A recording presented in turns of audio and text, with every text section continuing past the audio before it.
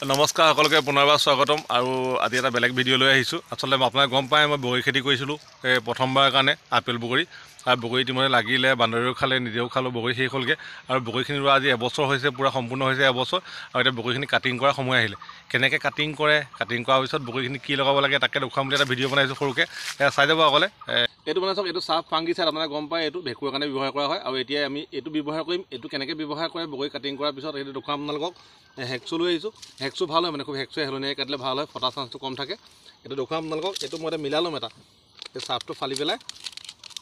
Spray machine অনা নাই, মানে স্প্ৰে মেচিনটো আনিলে এনেই কাম বাঢ়ে, একো লৈ ফুৰিব লাগে দাঙি পেলাই। সেইটো কাৰণে এইটো বটল এটাত গুলি ল'ম। খালী পানী বটল এটা লৈ লৈছোঁ, ইয়াত গুলি ল'ম। এতিয়া এইটো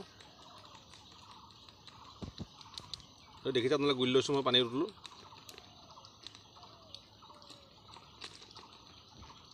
এই চাৰ্ফটো এতিয়া আমি পানী বটলত গুলি লৈছোঁ। এইটো গুলি লৈছোঁ। এতিয়া এইটো কেনেকৈ ব্যৱহাৰ কৰে, এইটো কটাৰ পিছত কেনেকৈ লগাই, এইটো আপোনালোকে দেখুৱাম মই আপোনালোকক। আৰু প্ৰথমতে মানে এইজোপাই কাটিং কৰিম, এইজোপা কাটিং কৰিম। আৰু ইয়াত আচলতে বগৰীখিনি আচলতে লগাৰ পিছত যেতিয়া কাটিং কৰা হয়, মানে ইয়াক প্ৰায় 1.5 ফুটৰ পৰা 2 ফুটৰ ভিতৰত ৰাখিব লাগে। আৰু 1.5-2 ফুটৰ ভিতৰত ৰাখি পেলাই বগৰীখিনি কাটিং কৰিব লাগে। মই দেখুৱাম আপোনালোকে কেনেকৈ কাটিং কৰে।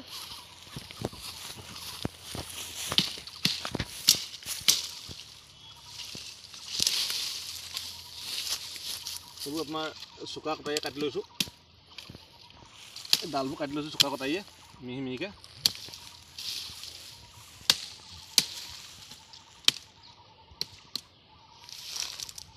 কাৰণ এইবোৰ সৰু ডাল, এইবোৰ ইমান দিগদাৰ নাই বাৰু।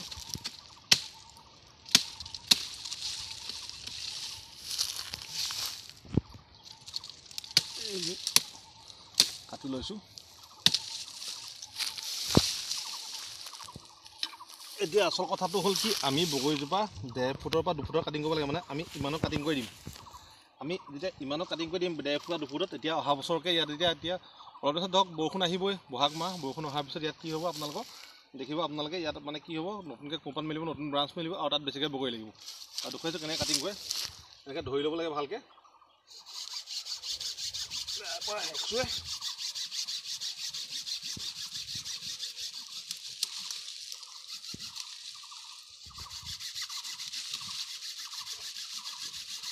এইটো এইফালে লৈ আহা।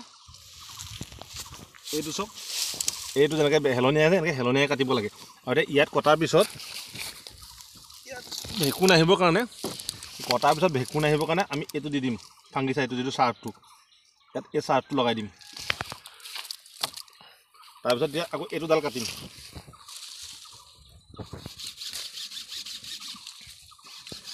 টাইটকৈ ধৰি ল'ব লাগে, যাতে কাটোতে ফাটিব নালাগে।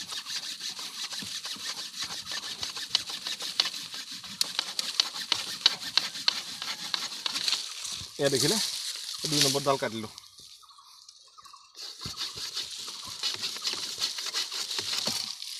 এইবোৰ এনেকৈ খুটি মাৰি দিছিলোঁ আমি আগতে, গছবোৰ বাঢ়ি পেলাই হেলনীয়া হৈ গৈছিলে কাৰণে, বগৰী লাগি ভিৰ হৈ গৈছিলেতো। এতিয়া এইবোৰ উঠাই দিছোঁ।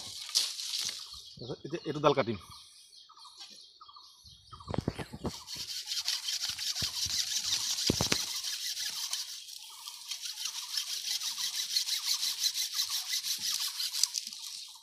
এইটো ডাল ফাটি গ'ল, সেইকাৰণে আমি ইয়াত ধৰি পেলাই এইফালে কাটিম। ফাটি যোৱাৰ কাৰণে ইয়াত অলপ তলৰ কাটি দিম।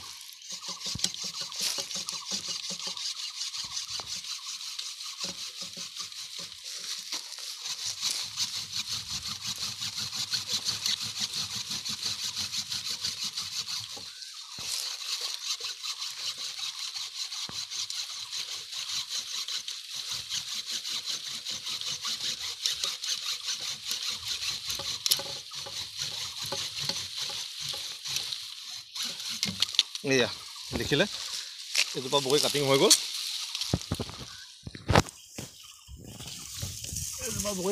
ইতিমধ্যে ইয়াত এতিয়া আমি ফাংগিচাইডটো লগাই দিম ইয়াত।